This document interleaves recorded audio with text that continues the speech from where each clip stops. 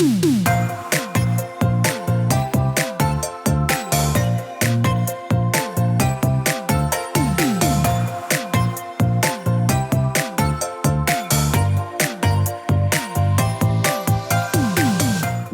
to the Plant-Based Podcast.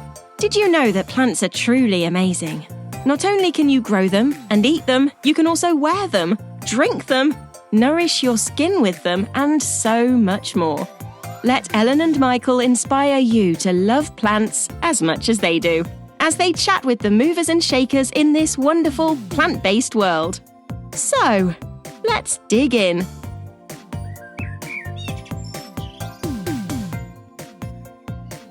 LAVA-LITE, naturally the best. Effortlessly nourish and protect your plants with a collection of totally non-toxic, environmentally friendly, sustainable, pH neutral, lightweight and 100% natural products. The collection is made up of 8 different horticultural growing and potting media and pest control products, with each continually offering the same natural benefits: thermal protection, moisture retention and control, soil conditioning, and providing a nutrient boost, as well as being completely child, pet, and environmentally safe. Learn more at lava-lite.co.uk. So welcome, guys. Why do we need new plants? This is something I often hear people say. Well, actually, hold my beer and strap yourself in, because today we're going to explain everything you need to know about plant development. The who, the where, the what, the why, the how as well. So what better person to invite onto the podcast than Garry Grueber? Those in the industry will know Garry well, though if you're a home gardener, you could be forgiven for not knowing him until now. Well, you might have heard of Runaway Bride hydrangea. Garry was part of the team behind this game-changing plant, which is a kind of trailing, multi-branching hydrangea. And he's also been responsible for the euphorbia that you might have seen called Diamond Frost, which has become a staple in our hanging baskets these days. Worldwide. Yeah, so welcome to the podcast, Garry. We're very excited. Thank you very much. Thank you very much. It's an honor to be participating in this, so it's great. We think this is going to be a really good one. I've just got that feeling. And we got an exclusive today because it's your first podcast interview, isn't it? Exactly. Yes, absolutely. Yes. Cool. I've done many presentations, but this is my first podcast. Yeah, nice. So pretty cool. Yeah. Okay, well, I think you're raring to go. So, Garry Grueber, please start off by introducing yourself in your own words. Okay, where do I begin? I was born and raised in the United States, as you can tell from my ghastly American accent. I apologize for that. Grew up in New York and came to Europe when I was 17. And I always had an interest in horticulture. Both my parents were avid gardeners, and I was encouraged to work in the gardens, and I was very interested and enthusiastic about plants. And then once I finished my school training in Germany, having to learn German very quickly, I might add, because after growing up as an American, you don't really forage into other languages, but I had to learn German very quickly. Now I'm fluent in 8 different languages coming here. But I was always fascinated about plants. I did my first plant breeding when I was like 10. I was pollinating lilies in the garden and stuff like that. Pretty cool. But I decided to take up a career in horticulture, and so I in order to study horticulture in Germany, you need practical training. So I applied for an apprenticeship, and I wound up actually in working in a monastery, Benedictine monastery near Heidelberg, and it was quite the experience. I had my little cell and had all meals with the monks, and it was quite something. They were specialized in ivies, and that was an eye opener for me prior to my actual horticultural studies. And so my passion has always been with plants, and I had the I started working after my horticultural studies. I went to the Research Institute in Geisenheim and was working on introducing new plants, developing new bedding plants for the industry. Most of them from Australia, actually. Like things like fanflower, scabola, stuff like that. And that was basically the foundation after 3 years for the rest of my career. I spent 20 years with Kienzer, and that was a very productive time introducing a lot of new products to the international horticulture industry. So it's been very, very rewarding. I have Wow, that is a brilliant little potted history. Thank you. It really is. I didn't expect that much. That's brilliant. Amazing. So far. Very, very interesting. Like, I'm really looking forward to finding out more about plant introductions, and you've been responsible for so many. So let's just go straight in with that top line.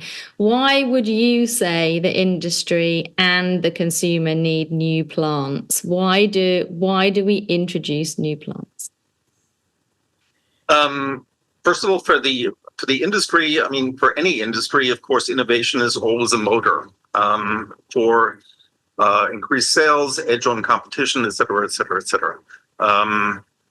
For the consumer, and I think that's what this podcast is most about, it's about creating and introducing new products that are superior to what's on the marketplace. I mean, if you look at things like, if you go into the classical literature, manuals for gardening, you have like hardy geraniums, you have Johnson's Blue, which is still a staple in the industry. But there's so many better varieties in the meantime. Johnson's Blue, you have a flash of maybe 6 weeks of flower and then it's gone. You have varieties like Roseanne or Bloom Me Away that flower from April to December, literally. And I think for the consumer, introducing new plants actually improves their success in gardening and the performance of the plants that they actually use in their gardens. And I've seen tremendous advances in the performance of plants over the last couple of decades. And it's pretty exciting, actually. Yeah. And I think better results gives the consumer more confidence as well. Yes. Especially if you're a beginner, because I think people blame themselves so much, The plant didn't grow, it only flowered for a short time. It's my fault. But no, just choose good genetics, Yeah. And I think it's also, looking back, the market also changes. The demands of the consumer also change over the time.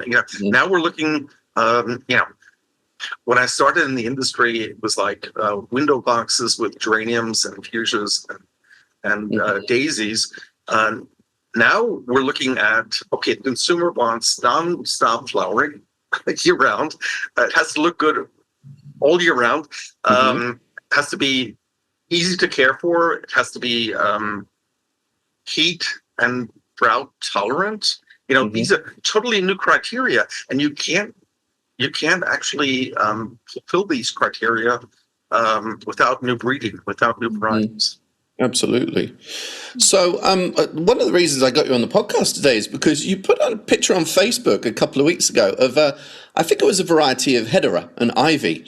And that was actually the first new plant that you released, wasn't it? So Yes, it was. how did you then, in your career, how did you get into then selecting new plants? And did you see a need for it? Kind of, did it happen by accident, first of all? And how were you led to that first little hedera as well, which is still on sale as well, you said, isn't it? It's still big time in the marketplace, yes. Bit of a story there.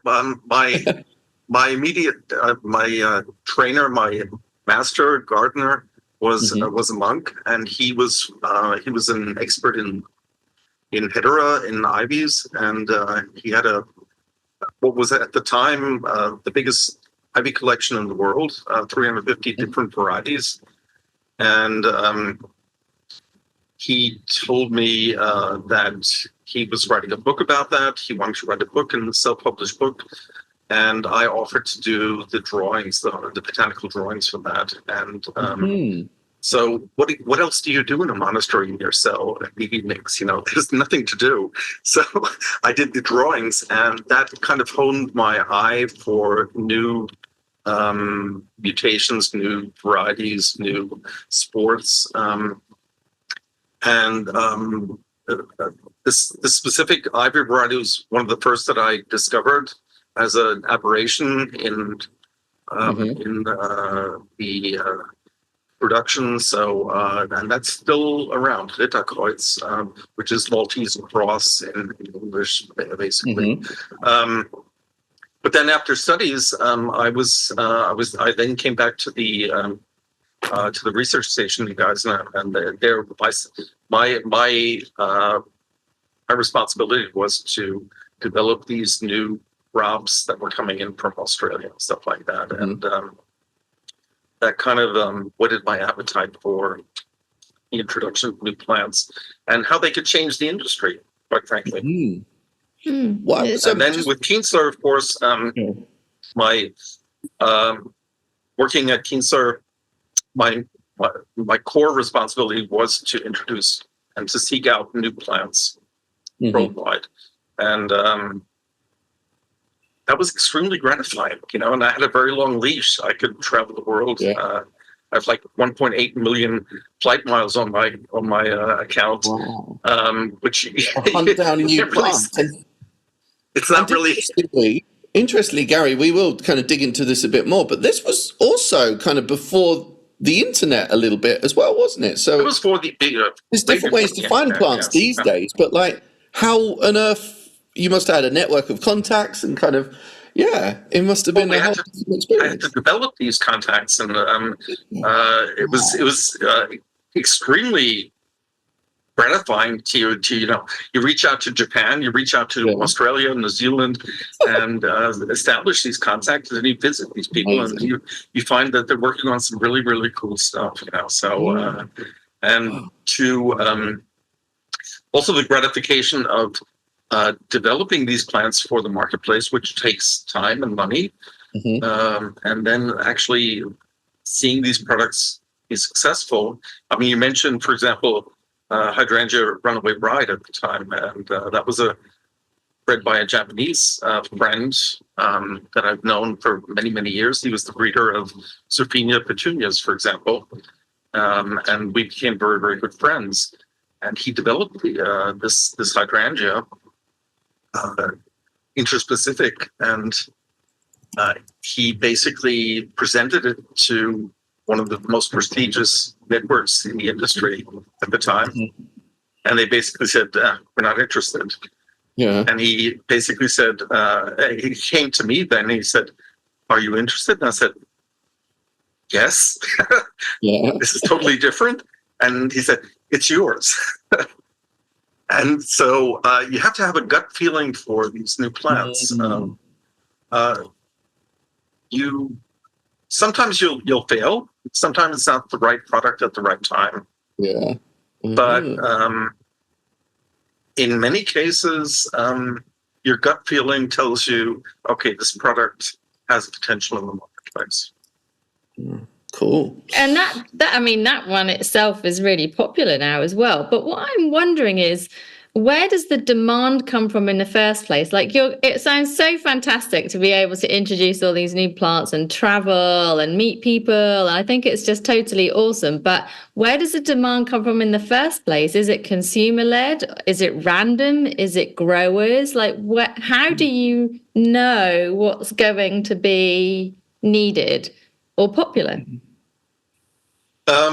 Again, it's a gut feeling, but then again, the industry needs new products to differentiate themselves. The growers or the licensees or the young plant companies, they need to be able to differentiate themselves in the industry. They need something special to be able to offer to the marketplace, because innovative new products that are superior, of course, fetch a higher price. And so therefore the industry is driven towards innovation. And if these products also bring benefits to the consumer, increased benefits to the consumer, then it's a win-win situation all across the board. As we've seen with many products like Runaway Bride, for example. The amount of feedback coming back from consumers' experience with a product like Runaway Bride, or many of the other products or Diamond Frost, for example, that's worldwide, sold by double-digit millions every year, worldwide. The amount of positive feedback comes later, of course, but the drive comes from the industry, of course, because the companies want to differentiate themselves. They need something special that they can have a higher margin on, and differentiate themselves and get recognition for the products that they're selling. Well, I think with new cultivars, sometimes the traits can be obvious, like different color, longer flowering, all of that jazz. But there's also improvements that the consumer never sees.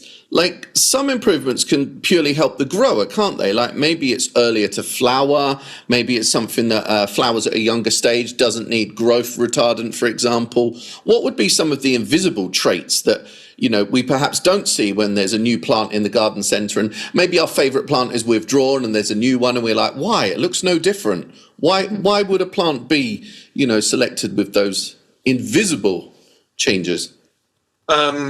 Well, I think new plants have to be accepted by the grower, and they have to bring benefit to the grower.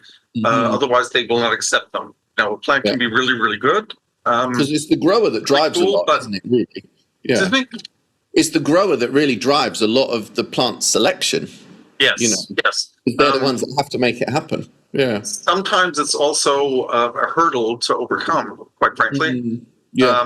Because they're looking to be economical in their production, and if you have a royalty, a higher cutting price, or what have you, that makes it more expensive, of course, for them, and then they have to compete in the marketplace. If you have a petunia, for example, petunias, that's actually a very good example.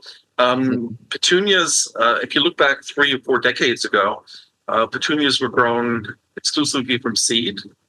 They were sticky, ugly, and short-lived, got aphids, and broke by August. And then all of a sudden, the serpinias came, vegetatively propagated, and they cost fivefold what a seed petunia would cost as a young plant, with royalty and everything, and production from cuttings and stuff like that. But Serpinia has been a huge success story in the international marketplace because of the performance, and the marketing to go with it, of course. But that's just an example of the grower resisted purchasing a plant or producing a plant that was so much more expensive than what they had been producing up till now. But then consumer demand and the satisfaction set in, and so therefore it's been a huge success story worldwide since then. And I think many times, and that's the crux actually, the breeding companies look out for the interests of the growers. Of course, they have to bring benefits with their new varieties for the growers. It has to be compact. Let's take lavender, for example. Lavender, you have Eco Blue and what have you. Nowadays, all the breeding companies are breeding for compact, early flowering varieties that are short, that don't need growth retardants. We can get a lot of plants onto a Danish trolley So it's economical in transport and stuff like that. So many breeding companies are looking out for the interests of the growers. But these new varieties do not necessarily perform for the consumer. They're basically throwaway plants that you can use as table decorations and then chuck them out. Yeah. The really good performance varieties are not necessarily grower friendly. And that's a crux. But you have to overcome that on the grower level. They have to want to or need to grow these plants because the consumer wants them. And to find a way around it. Yeah.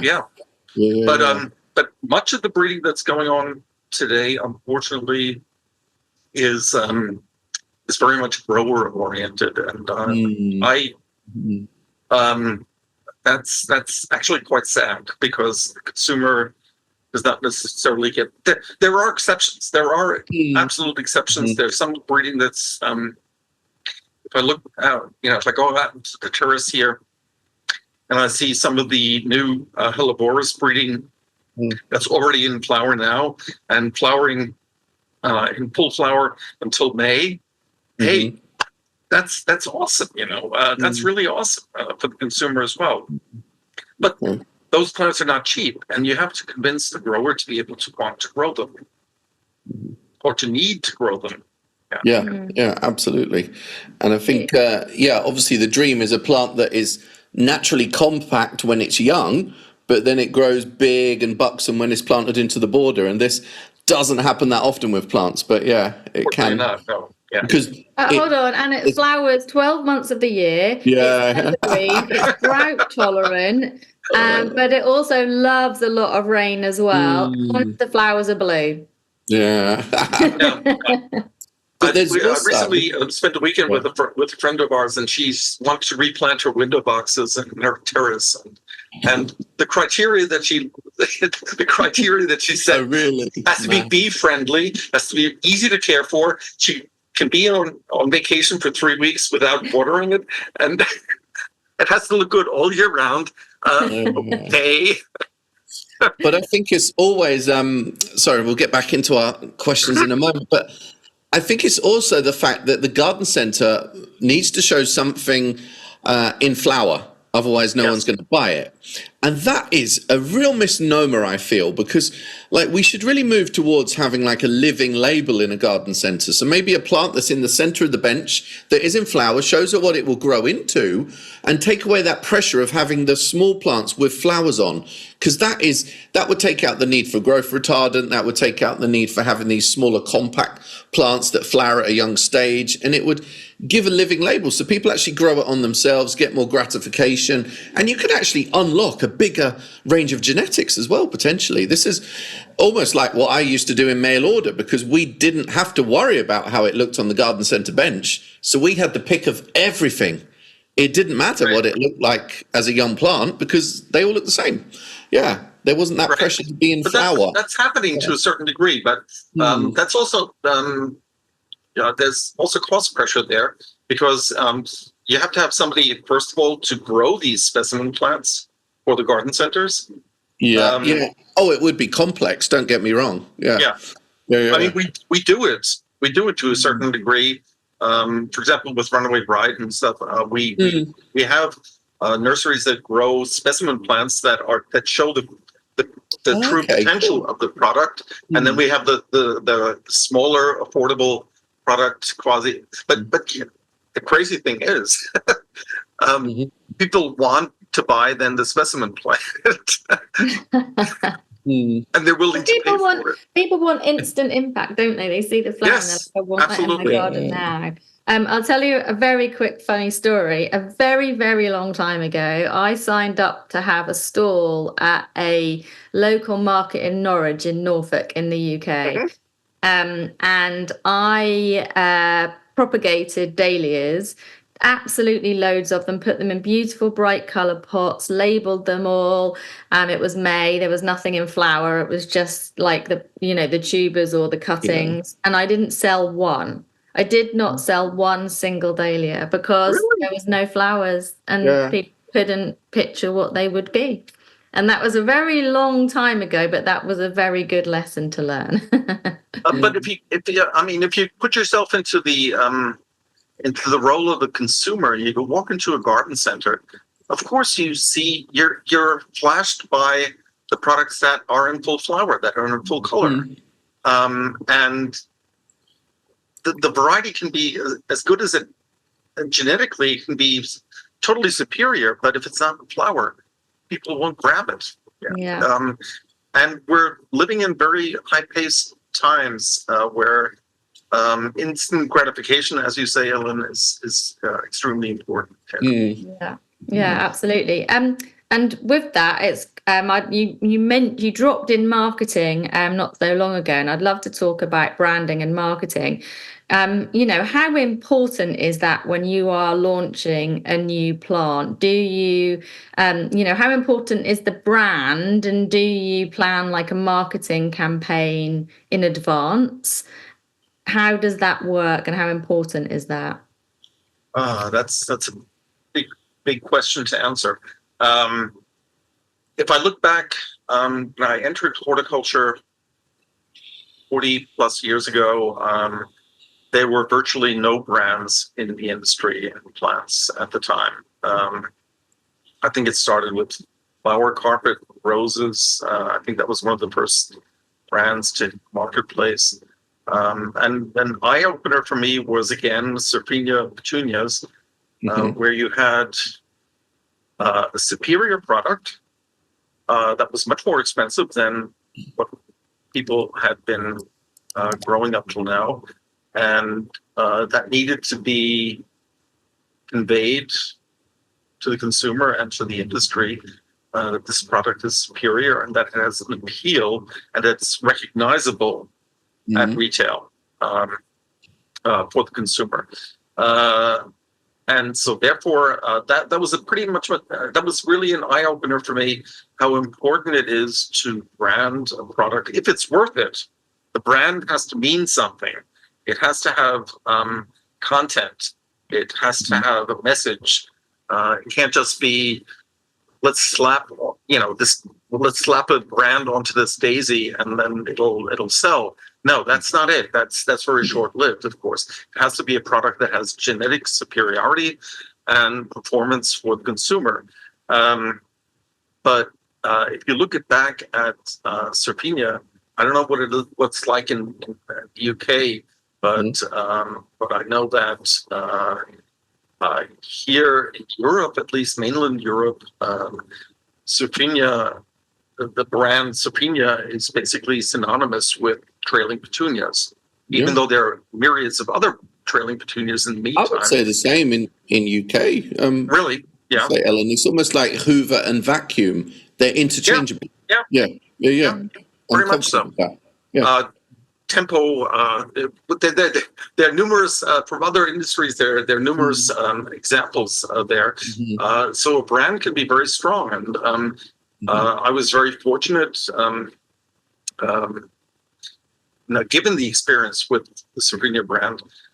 We started in the US, we started the Proven Winners brand because we were working in Germany and developing all these cool new plants and trying to introduce them into the North American market. And so therefore we created the umbrella brand Proven Winners, which you see in every garden center nowadays, as an umbrella brand for high performance, high quality, new, innovative products. And that's very powerful. I would venture to say that brand is worth quite a lot of money in the interim because it's become very, very powerful in the marketplace. You could put any variety that's good into that, under that brand, and that will sell because the consumer has learned that they can trust the brand. They can trust the performance of the plants that are sold under that brand. So branding is important, providing, of course, that genetics and the performance will actually lead up to that, the expectations of that brand. Mm-hmm. And I think Proven Winners is probably the most well-known plant brand, if not one of the only ones that is recognizable in a way. I'm not sure. Well, they say that they claim that they're their number one plant brand. Probably is actually because they pump quite a lot of marketing money into that brand, and they of course expanded the brand. It started with bedding plants, and then they expanded into perennials, hardy perennials. They expanded into woody ornamentals. They expanded now into houseplants, foliage houseplants, and stuff like that. It's a very powerful marketing machine. Yeah. It'd be interesting to ask maybe some consumers what plant brands they recognize, or in extension to that, what plants as a brand you recognize, because Sophinia is probably the number one. Which other ones would you guys say? Like rose flower carpet is maybe there as a flower carpet is very strong. That's been out there for decades now, and that's what else would be up there though in terms of really successful plant brands? Plants as a brand. There are, of course, sub-brands like Supertunias and Superbells and stuff like that. But that's not quite at the same level, I'd say. Of a big brand.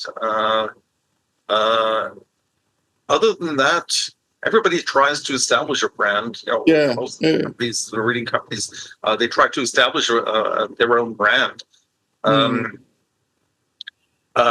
I don't think that many have been of long-lasting success in the marketplace, frankly. Okay. So, cool. But I do think if the genetics are there, performance is there, that branding is extremely important, quite frankly. But it costs something. It's also not cheap. You have to get protection, not just for the genetics, but also for the brand itself. And you have to take up.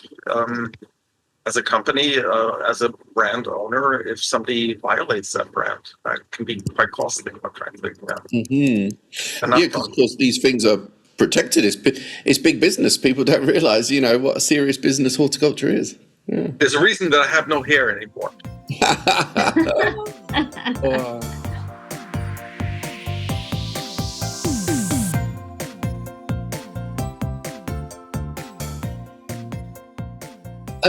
Just something that couples into that as we're moving through this wonderful interview. I knew it would be a good one. Talk to us about the naming of plants, because it's not good enough just to call a new plant, Jeff or Gary, is it? The name has got to be just spot on. How do you go about naming a plant? Kind of have you made any mistakes when naming plants? Kind of like talk us through that experience, please. That's an interesting question. I think the naming actually has to be focused on the markets that you're trying to target. A name that works in Europe will not work in Japan. And a name that may work in Europe might not work in the US, or that, an entity such as Proven Winners, they will always rename a plant because they don't want to be dependent on foreign brands or third-party brands. So therefore, they will invariably rename a plant, and they're pretty creative about that. That has to be said.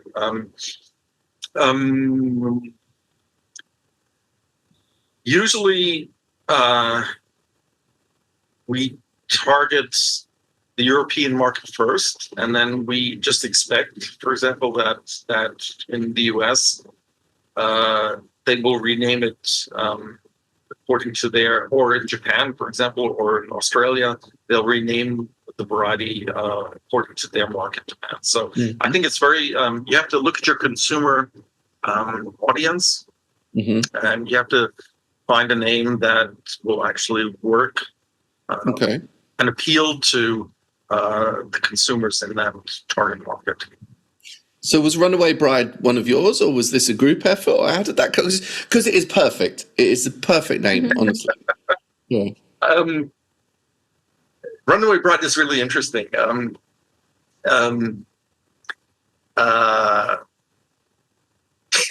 Most of the companies that we sent trial material to, who were professional hydrangea growers, they basically said, "What are we going to do with this plant?" It's like, it's not a hydrangea the way we know it, and some of them were actually really negative about it.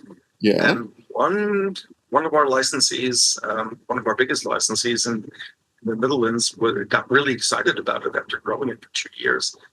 And then he said, there's a film, Runaway Bride. We should name it Runaway Bride.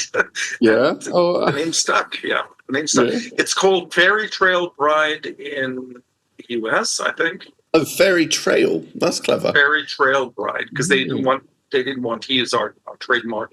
And a different name in Japan and in Asia and stuff like that. But naming is sometimes tricky, and we once had the case. This was really funny. This is probably off the record, but we are recording, Garry, and we don't edit anything. Just to warn you. We were working with a breeder, and he had a new series of trailing petunias, and he wanted to call them chula. Yeah. And chula in Spanish means really cute, beautiful, what have you. Cute. Cute would be the right word. And we had our international meeting, and our partner from Poland stood up red-faced and said, chula means male genitals, and I don't think that the women will want to have male genitals hanging from their window boxes. So naming is pretty important. Definitely. Wow. That's so cool. I'd never thought about that before. I'd never realized that the names might be different in different countries. Yes, they have to see how important that is. Yeah. Yeah, they have to be. So that's funny. I'd love to know just a little bit more about the actual process of breeding, because, you know, when a new plant has been decided on, what happens next? Like, how long until you can launch? What's involved?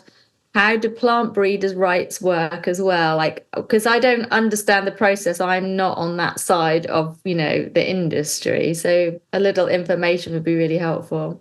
Sure. Well, first of all, the breeding process, I think most growers and most consumers do not fully appreciate how long the breeding process can actually take. If you're breeding a new bedding plant, it can take 3 to 4 years until it's in the marketplace, as you know, Michael, from your experience at Thompson & Morgan. If we're talking new Phalaenopsis orchid, that can take 10 years until it hits the market. And if we're talking a new rose or a new woody ornamental, that could take 15 to 20 years. Just the breeding process before it actually hits the marketplace. Once you actually have selected a variety, then the real work begins, actually. Then you have to file for plant protection. So with the EU PVR or plant patents, that takes 2 years, usually. Trademark applications, you have to see to it that clean virus index material is available for mass production. You have to do professional photography. You have to get trial material out to your customer base, etc. It's a huge effort until the product actually hits the marketplace. And I, frankly, in retrospect, I think that most growers, and certainly not the consumers, actually appreciate what the amount of effort that goes into it. And therefore, new products have to be more costly at the retail shelf than than run-of-the-mill product lines, because a lot of money and work goes into actually getting these products to marketplace. Yeah. This is why, a lot of the work that I do, kind of trying to link industry and consumer, I just want to show everything that happens behind the scenes, because it's very interesting, but it is also very costly. There's a lot of people involved, a lot of different elements in the chain as well. Yeah, and the more that we explain that, the more people can appreciate it. And it justifies the price of the plant you then pay in the garden centre as well, really. But one thing I just want to touch on, you say they send out trial plants to consumers, but you're talking about consumers at an industry level. You're talking about sending out trial plants to growers? Growers, yes. Yeah. Do you ever send out trial plants to consumers, home gardeners? Because that's part of the chain that, again, the industry doesn't meet the home gardener that often. And wouldn't that be magic to have some real feedback from the home gardener back to the industry? Does that ever happen? And is there scope for that in the future as well? I think mail order companies actually are actually pretty influential in that respect, because they of course grasp upon new products, and they live from offering the latest novelties to the industry. But actually sending out trial material to the consumer is on many levels. As a breeding company, you don't want to undermine the interests of the growers. And if you're sending out trial material directly to consumers, you're undermining influence that the growers might have in the industry. So that's generally frowned upon. I do believe once again that mail order companies play a very influential role in that, because they grasp upon, jump upon these new products and offer them. For example, Runaway Bride, once again, that was pounced upon, of course, in a very early stage. Okay, after Chelsea Flower Show Plant of the Year and stuff like that, but all the mail order companies pounced upon that product, and that brought it out in front of the consumer in mediocre quality, of course. It was not the quality that we would expect a grower to produce, but it got the product in front of people, in front of the consumer. And so therefore, I think mail order companies are actually very influential in that. But for breeding companies to send out directly to consumers, I think that would be frowned upon, because it would be stepping on the growers' toes.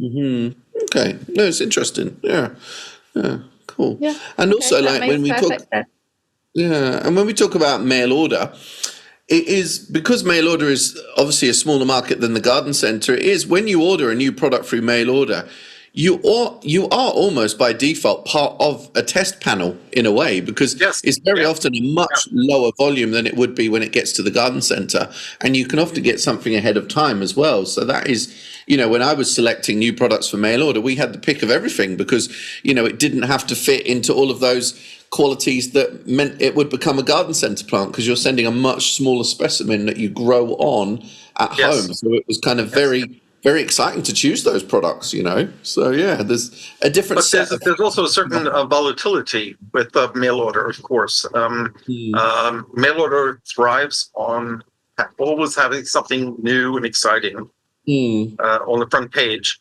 And true. Therefore, in the garden centre, it doesn't matter so much. Yeah. And so therefore, the product quality that goes out can be mediocre. And second of all, smaller. After 2 seasons, you can go on to something new and exciting and stuff like that. So there's a certain volatility, a certain effervescence in the entire process. But I have to say, without mail order, many of our products would not have been such a success in the marketplace.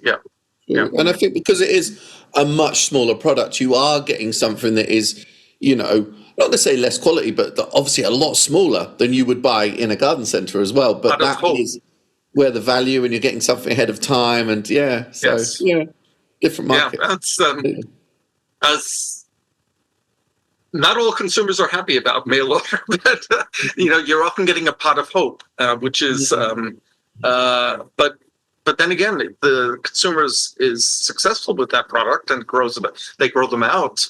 Yeah. Hey, get the value. Yeah. Yeah, the value is great, and yeah. I mean, I'm in any consumer on social media on quite a lot of different forums, and to see or to read feedback that's coming back from consumers when they're really happy about a product. They're ebullient. They're totally enthusiastic about these products, and that's very gratifying, quite frankly. I'm probably more invested than someone that just picks up something in a garden centre on an impulse purchase because they've ordered it specifically through a dream that they've seen on a page or on a website as well. So very different. And in some cases, it's really like, where can I get the product? That's the most frequent question. Where can I get the product? I've read so much about it. Where can I get it? That's actually quite gratifying. Well, this is where, sorry, but I keep adding in extra things, but this is where like selling plants is always like so much more almost perilous because they don't just come off a shelf like product on Amazon website. It's so seasonal. Right. So things change all the time. So I talk about a lot of new products online, but it's very hard to then hunt them down. But that's just that's part of the game, and I wish it was different. But it's always going to be that way. So unfortunately, yes, but it's the wheel of innovation is actually churning quite quickly. I mean, we had a huge surge in innovation. Maybe 40 years ago. It started 40 years ago. Then first with bedding plants, and then with perennials, and with woody ornamentals. Now indoor foliage plants and stuff like that. We've seen surge of innovation, and now innovation has become almost run of the mill. It's sad to say, but we almost reached the point where everybody is working on get another petunia, get another calibrachoa, get another hardy geranium and stuff like that. So it's going to be interesting to see what happens in the next couple of years and decades, how the market will, whether it will calm down, whether, because innovation is also expensive, as I said before, and it has to be, from an economical standpoint, it has to be worthwhile for these companies to actually develop and introduce and market new plants. And I really don't think that that neither growers nor consumers actually realize what goes into actually introducing a new variety. Well, that's all part of what we're trying to open up. Certain amount of mileage, so that it's actually worthwhile, the whole thing. Totally. Love it. Yeah, absolutely. This has been really, really interesting. And we're coming towards the end, so I've got one question for you. Sure. What's the next new plant coming to market? It's a big tip. Something with my I have to cut my tongue off.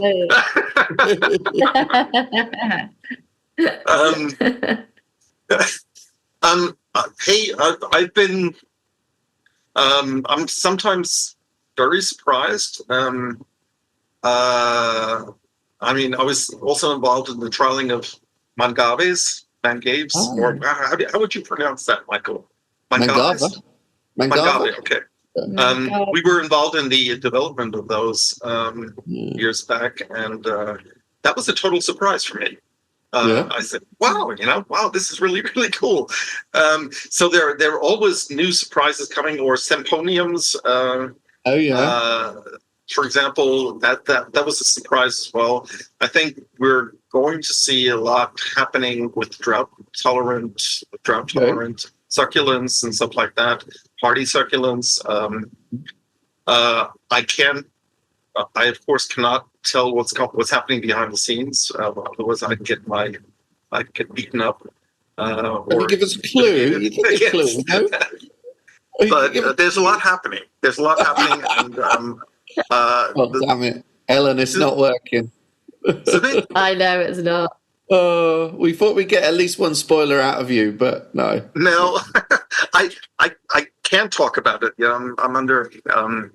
There's no worries. This has been confidence, and you can't leak stuff. I know, absolutely. Out into the marketplace, and that also causes frustration, frankly, because if consumers see this podcast, for example, and they hear that this and this and this is coming up, and it takes another 3 or 4 years until that actually is available in the garden center, that only creates unnecessary frustration. It's all about timing, and you can't go out too soon with these things as well. Yeah. Right, but let's say Runaway Bride will also have a couple of really cool partners. Cool. There we go. We've got it. We've got our Brilliant. Thank you. This has been amazing. I think listeners are really going to enjoy hearing how new plants are found, developed, released, and why, and all the different attributes, ones that are visible, ones that are not visible as well. And it's really, really interesting. It's not very often that we get this kind of industry insight on the podcast as well. So we really, really appreciate your time today, Garry. I've had a lot of fun. This has been really enjoyable. Cool. Where can people find you if they want to follow? Thank you so much. Where can people find you if they want to follow and find out more? Probably, the two websites, GarryGrueber.de or cultivars.de. Okay. Super. Perfect. And they can contact me there, okay? Or on social media. And if they've got a new plant as well. Maybe, maybe they found one or breeding one. Yeah. Although often the expectations is, okay, I have this new plant, and they expect, of course, to make millions of dollars with it. That's not always the case, unfortunately. But sometimes, sometimes people have a winner. And so therefore, and sometimes you find a plant, it's a mutation or a seedling, and it can have huge potential. Geranium Roseanne was a chance seedling. Of course. Amazing plant and known all around the world as well. Yep, absolutely. So if any of our listeners at home have got a chance seedling, a plant that doesn't look like anything else, you now know who to contact. You're not going to make millions, but you will get great credit and satisfaction. Thank you very much for this podcast. I've really enjoyed it. Thank you. We can't wait to get it out there. Thanks for your time. Thank you. Thank you.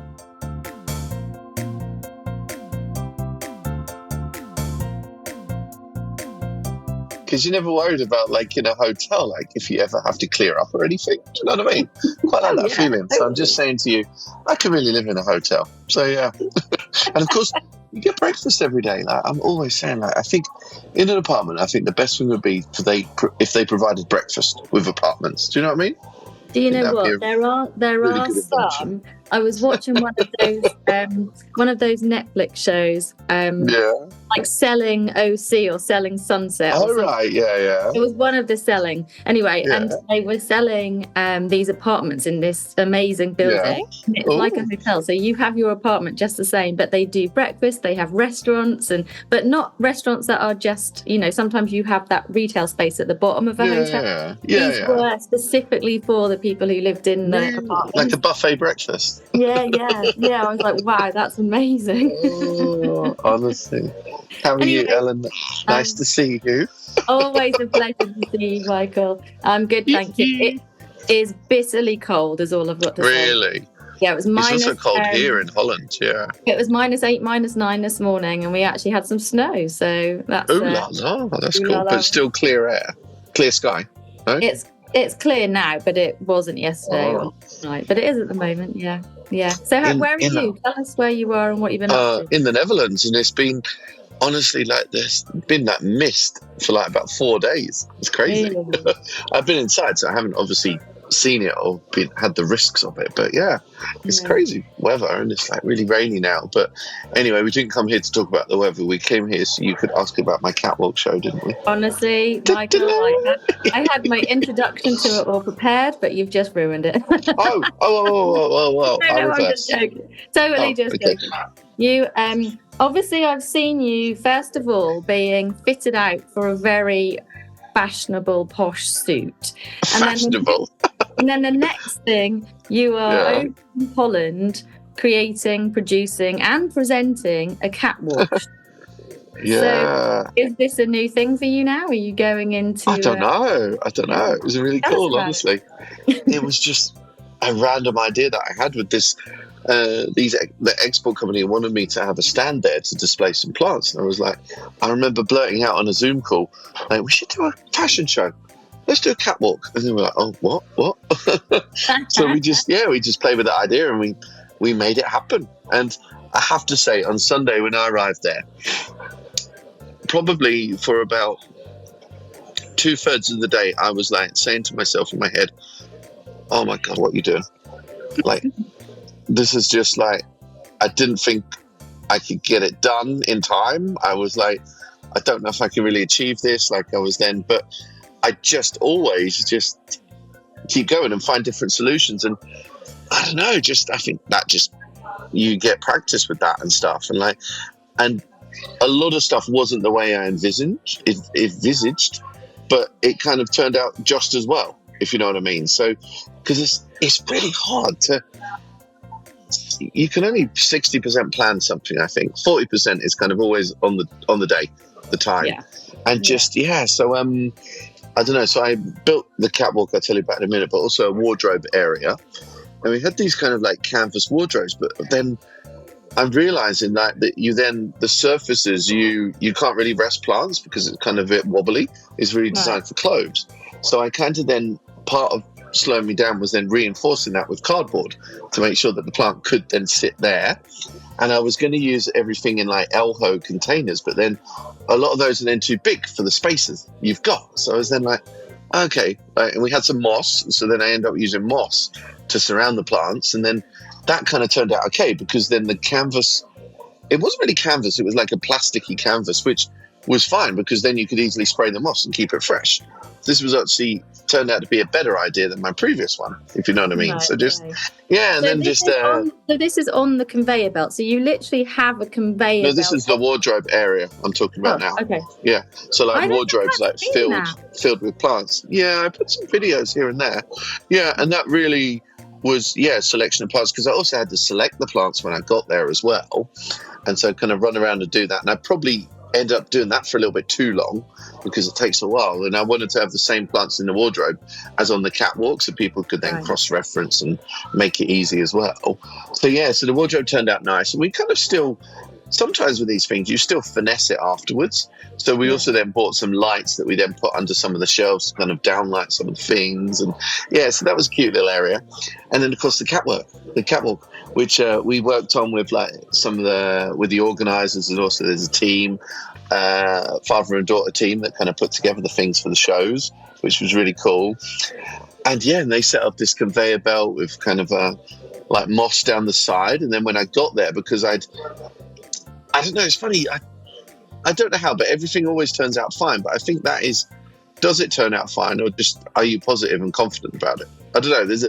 I don't know what the difference is there, because a lot of things weren't, like I say, weren't as planned, but they turned out absolutely great, and maybe better, if you know what I mean. But maybe sometimes we hold ourselves back and we don't pivot with ideas. But I was going to say, allowed that to happen. And, maybe that's because you are very flexible and creative, so you're never very totally set. So. Like, this must happen, and then freak out when it isn't exactly as you thought. You're super, and you can think on the hoof, if you like about creative. Do you know what I mean? So I think that's probably why. Oh, totally. And I think I've probably banged on about this before, but doing live TV is the thing that gave me these skills of quick decision making and just kind of being able to change and do this and that. So anyway, so the moss is then down the side of the catwalk, and it kind of doesn't look like much, but it just so turned out. But I'd ordered a trolley of Pittosporum tabira and a load of conifers. So I then put those there, which added a bit of height, which then meant with the conveyor, you could then kind of just, it was kind of floating on top of this row of conifers, which then looked really cool. And they'd fixed it up really nicely to give me not remote control, but there's a button that was then cased into a box where I then kind of stood there almost like a stage and then could just like work it on the button.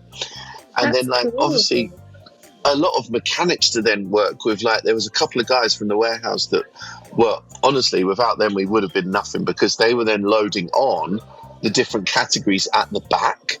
And then we had, and I don't think, it's certainly anyone I spoke to didn't notice, we, when they'd finish loading, they would cough. Really? Yeah, and that's how I knew to then bring the plants back out. Isn't that's like Who Wants to Be a Millionaire, the guy who had someone in the audience coughing for the answers. But it was amazing because anyone I spoke to did not notice that we did that. Oh, that's it was really amazing. cool. Yeah, so we were there kind of like doing this like back and forth, and that took a while to kind of rehearse and get right, because it's also the music, because the music was changing each time, and then there was different groups, and I had to lay out all the groups clearly and obviously dress the plants, because I was originally going to dress all of them in different fabrics, but kind of like when I got there and the Elho pots were too large for the stand, and then I was like, oh, well, maybe I'll use the Elho pots for the fashion show and that will look cool. And yeah, and the fabric, then I probably wouldn't have had time to do all the fabrics, but then we ended up doing a couple of the ones in fabric, like nice velvet and stuff, like a couple of days after. And so then some of those then went out with the fabrics. But it was just, again, being reactive and kind of just going with it. And yeah, and obviously I can just talk and I can just go. So I was just, talking all the time. Just in your element, I should As say. it kind of all went back and forth, and it was just, it looked really cool. And I can I don't remember think anyone's seen it before. And I can remember getting my words muddled up on a podcast once, and afterwards I messaged you about it, and you were like, you should do live TV. And I was like, no, I don't think I'll ever be doing live TV. But that's giving you all that experience so that you can just stand and talk about but when the thing is, it's like, why I say that is like with live TV, and when you do stuff live, it doesn't matter if you make mistakes or muddle your words. You just continue, and no one remembers this. The worst thing is then to stop and focus on it, because in normal narrative and everyday speak, we make mistakes, or we go down that route and then we go that route, and that's just all you do with live stuff. It's just having the confidence and going through with it, I guess, and not being put off by it, I suppose. Because there was what was it? Kalanchoe can be quite top heavy. And I kind of strapped 3 together in the velvet, in the purple velvet, and they then fell over on the catwalk as they came out on one of the sessions, and I was just like, oh, we'll just leave them there. It's just like Naomi Campbell slipped over or something. Exactly. Just this is keep the going. fashion show. Models slip over sometimes. What happens, and the show must go on. But I think, good reception, and well, I don't like to be too cocky and say it, because you never know. Someone might have done it already, I'm sure. I know that Nat from Happy Plants she had cake on a conveyor belt at her wedding in a greenhouse. Yeah. And I think actually, because I think maybe that is subconsciously where the idea was filtered. And I'm sure her and I have talked about plants on a conveyor belt before, but I can't quite remember. But that's how ideas come about, when you chat with other people and you hear things. Absolutely. Sort of make it your own. That's just how creativity happens, right? Yeah. So now I'm really happy it was the final show today. So but honestly, on Sunday, it was just like, I was like, fucking hell, oh my God, what are you doing? Oh my God, oh my God, oh my God. It's just like, but just, you have to just keep pushing it away and just go through it, because if you sit there and have this, oh my God thing, you're never going to get anywhere. And also, I think there's a difference maybe in, like, you would have the same in being freelance. It's like, I haven't really got an opportunity to fail, because this is a really big thing that, we're talking about. We're doing the first catwalk show. I've got to make it happen, But I think sometimes when you're working for a company, there's going to be someone else to pick it up, or this or that. Yeah. But this was like... it's like when you work for a company, the buck doesn't necessarily stop with you. Yeah, exactly. Like you're on your own. That's your reputation. But with this, my reputation was there on a shelf. Do you know what I mean? So I had to make it happen, if you know what I mean. So there on I love it. That's so exciting. Exactly. So Obviously, our listeners are hearing all about it, but where can they see some photographs and stuff? On Instagram, Facebook as well. We could maybe put some on the podcast Instagram as well, so you'll be able to see what we did. But yeah, there was 10 different sections. I devised 10 different trends from hedges and wedges through to the urban jungle was another one. What else did we have? Birds and the bees. Modern cottage gardens, so like shorter plants for like balconies, cottage garden style as well. Waterless growing, which is like cacti, succulents, houseplants that are really durable too. Spring excitement, which was like things that, because there's a lot of garden centres coming there to buy plants, things that they could showcase in their garden centre straight away as well. So it was cool. Thank you very much. I'm assuming you've been writing about it on your Substack as well. Yeah. I'll be showcasing those trends as well, because I think I'm going to do a bit of work on those trends through the year and kind of talk about those at different presentations that I'm doing here and there, because it kind of makes it a bit fun and helps with some ideas and stuff. So yeah, it's been really cool. Really cool. But it's so like, because for like probably a couple of months, it's just we've just been talking about it and kind of like, and you never quite know it until it happens, and it's just and I feel a lot more relieved now, because it's always like in your head sort of thing. But yeah, so it feels good. And proud. You should be proud as well. It all came together, made it work, it looked good, and you enjoyed it. So I'm proud of you. Oh, thank you. And the suit is nice because it's one that you can easily wear. Some suits feel a bit stiff and kind of like viscous. Is that even a word? I don't know. But yeah. But I tell you what, Ella Mary, I can't wear smart shoes every day. They kill my feet. I hate, because I think generally I do a lot of walking around, and I don't mind walking to a thing, or like when you're at a trade event, you are doing the round sort of thing. So like to wear smart shoes is like, has anyone designed a smart shoe that you can wear for a long time? I don't know. Does that exist? You are talking to someone that lives in boots and trainers, so like I have no idea. Ooh la la. So that's like when I see women wearing high heels all the time, and I'm like, how do you even walk in them? Yeah. That can't be healthy at all. No? No. Oh my gosh, honestly. Anyway. So yeah, it's been wonderful. Thank you for your support. So today is your last day. Where are you off to next? A few days to relax, and then I'm driving to Germany for the IPM event, German trade show, doing a few things there. Hosting some awards actually, and then also doing a panel talk for Hort Week on new plants, which actually combines really well with our new plants episode with Garry Grueber too. So which is today, which is really fun. So excellent. So I'm excited. That's all of it. You live a very exciting horticultural existence. No, Ella Mary, it's just because I don't know if you call it silly or brave or I don't know, but I just want to say yes to stuff and just push myself. And this is my advice to anyone. This is how you learn. This is how you develop. You've got to be scared of stuff. You've got to have that feeling I had most of the day on Sunday, because all the time while I had that feeling, Ella Mary, I was looking forward to the orgasm I would have afterwards, if you know what I mean. No, because that feeling of knowing that you were scared and you achieved it, that feeling, once you push yourself and get that a few times, it's addictive, that feeling. And I'm sure you know that feeling as well. It's just you've got to feel scared and do it, because afterwards each time you feel more empowered because you did it and you're in that post-coital glow, and it's just amazing to get there. Referencing sex to this, which is fun. As the saying goes, you have to go out of your comfort zone, totally. And it's totally true. You do, and you have to push aside. But each time it scares you. It scares you less each time as well, because you can achieve. Yeah, absolutely. Yeah. You just got to do it. So, Well, I'm very. How about you? What's happening? Well, I mean, I haven't got anything half as interesting as that. No, I'm sure you have. It's just different things. It's very different things, I will tell you something really good. We went and looked at a farm the other day. A farm? A farm, yeah. Yeah. What type of farm, though? So I'm thinking of having like a veganic farm where you can grow flowers and fruit and veg for the community and stuff and sell at farmers markets and whatnot. We've been talking about it for ages, and the bullet went and looked at a farm, and I can tell you I was excited but super scared. You know, you come away, did I really do that? That's a lot of work and da-da-da-da-da.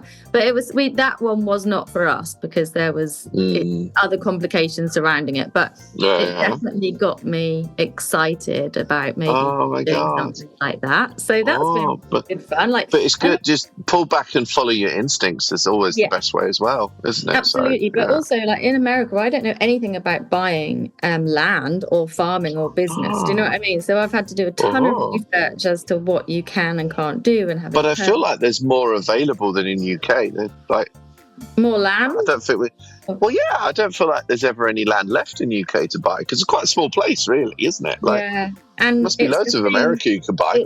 It's just being built on constantly, right? Yeah. You know, all the cities will soon link up because all the green space is being taken up. It's so sad. But you know, I'm looking at doing sort of something super ecological, and if we've got enough acreage, having like a mini nature preserve and stuff. So, but it's a whole new learning experience because you know, natives really cool. in England, the soil is different, the environment's different, even the pests and diseases are different. It's like, you know, you have this baseline of horticulture, but learning it in a different country. Totally. But that's quite exciting. I think I would like that actually. Yeah. It's like it's keeping my brain ticking, that's for sure. So we're keeping our eye out. But that got me really excited.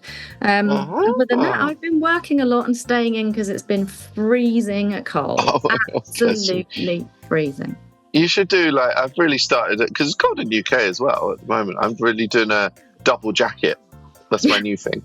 You double jacket, but like a thin one underneath and then a thick one on top. Yeah. Because then you can wear like because sometimes like you want to wear kind of like, you know, like clothes like this or something. I don't want to be wearing like big old sweaters inside and stuff. But with this, you can wear something relatively summery, but just do your double jacket and you're good. Yeah. All right. Well, I'm good with the thick sweater indoors as well. But, I did genuinely get brain freeze yesterday. It was like -9. Really? So cold. And literally, you know when you eat an ice cream? -9. And it gets to your teeth and then you get brain freeze. And I was like, I have to go. But were you indoors or outdoors? I was outdoors. But I tell you what? It's a real struggle to keep houseplants alive. Because a lot of the back of our house is all north facing, so it's quite cold. The other side is south facing. But because of where the sun is now and the housing, it's very difficult to keep the plants okay. Do you know what I mean? You're moving them away from the window, but then they need to get enough light, so they're not happy about that. And then you put the heating on, so the soil dries out actually really quickly. But you're told not to water your house plants. Do you know what I mean? In the winter. But actually, and most things are typically quite tropical as well, aren't they? I guess in their ultimate needs. Yeah. So it's like every day I'm having to check hundreds of houses. Basically, they're everywhere. So that's in. Keep him busy, basically. Sheesh. That's that. Well, that's nice. Well, my houseplants hopefully can fend for themselves in their lovely big containers. Yes. And I have inherited some huge big plants because my husband's office is closing and moving. But the company who supplied the plants don't want them, and they're not taking these plants with them anywhere. So, oh my God, what do you have? I've got a massive umbrella plant, like absolutely enormous. That is cool. I did have one before, and I did kill it. What else have I got? A lot of palms, which I've got to be honest, I'm not that keen on. What was the other? The Chinese evergreen. I've got 4 of them, and one of them is absolutely Agellanema. Yeah, absolutely massive. Yeah. But sideways, not upwards. No, sideways. It's thick. And thick with 2 C's. Thick with 2 C's. Do you know what that means or not? What do you know that or not? No. You don't know that, do you? Oh, no. Sorry. I won't do that, Ellen. I'm dripping in bits of gay culture into this podcast. I love it when You haven't heard that before? No. Such a different word. Right, do you know what? Sometimes when we're not recording, obviously, you do literally educate me, and I'm like, I've never heard that before. I had no idea. You're that such was a cutie, honestly. Oh dear. Anyway, it's just thick with 2 C's for a chunky boy. Oh God. So cute. I love how you're still referring to plants. You're linking sex and plants. That's great. But that's nice. Oh, Agila and Nima are quite. I had some of those in the flower show, and I'm always saying, like, they're in the catwalk show. They're so much easier than anyone ever imagines because they seem so exotic and tropical, but they're actually quite chill as a houseplant. And they're good with like kind of low light-ish, as well. And they also, despite kind of being quite tropical, they kind of go quite cool as well. Do you know what I mean? Yeah.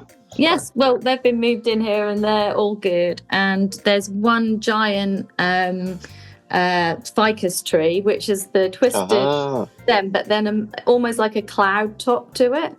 But it's so big, we can't even get it in our car. Oh my gosh.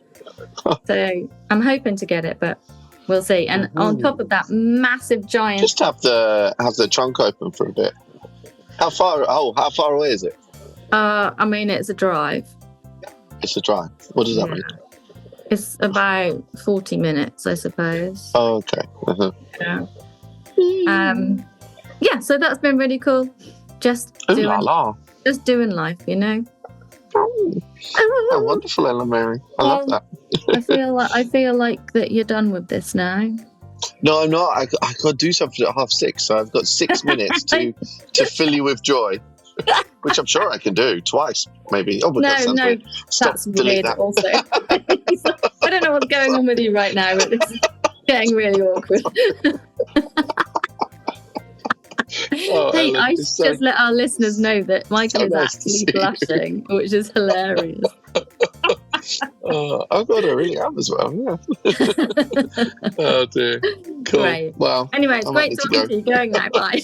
You too, darling. Enjoyed it a lot. See you later, babe. Bye.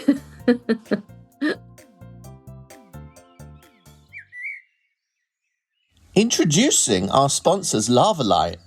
LAVA-LITE Plus, the orange one.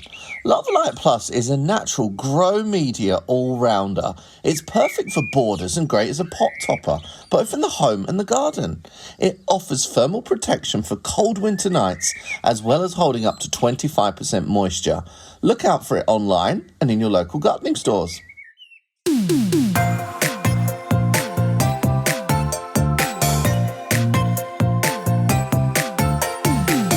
The music for the Plant-Based podcast is part of the song Grow by Mikey James, and our editor is Gareth Patch of Semi Echo.